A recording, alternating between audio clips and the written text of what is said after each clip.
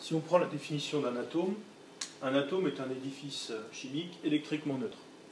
Alors, électriquement neutre, ça ne veut pas dire qu'il ne possède pas des particules chargées en son sein, à l'intérieur.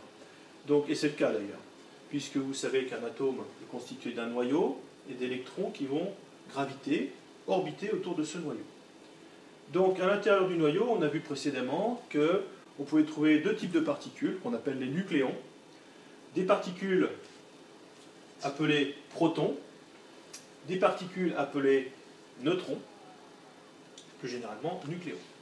Ces protons sont chargés positivement. Ils portent une charge qu'on appelle plus E. Ils sont chargés positivement de plus E.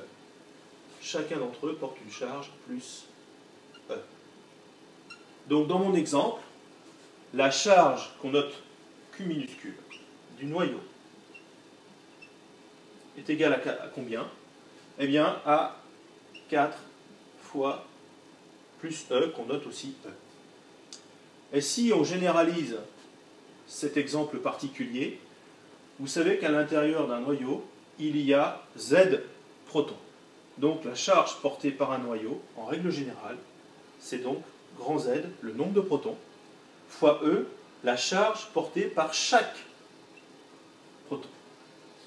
Donc ça, c'est la formule qui donne la charge du noyau.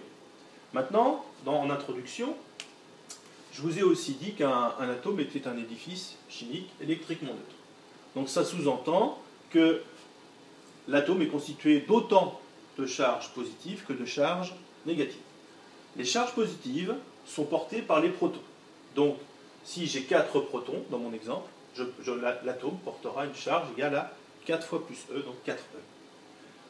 L'atome doit donc être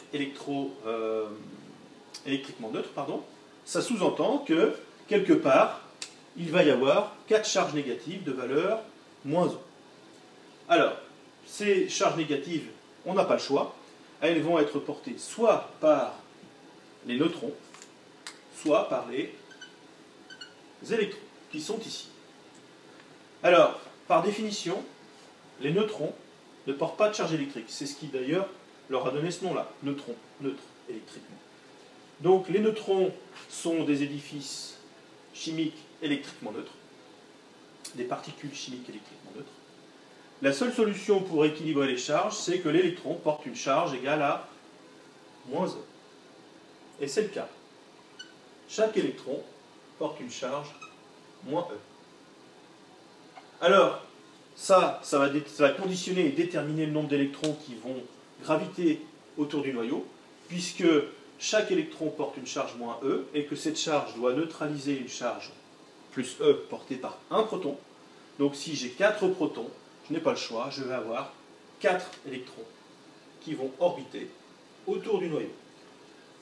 Autrement dit, le nombre Z de protons que contient le noyau va correspondre aussi au nombre d'électrons qui vont graviter autour de ce noyau. Attention, Z, c'est ce que l'on va voir dans ce cours, représente le nombre de protons, mais comme l'atome est un édifice électriquement neutre, il représentera aussi le nombre d'électrons qui vont orbiter autour de ce noyau. Mais c'est un cas exceptionnel, rare.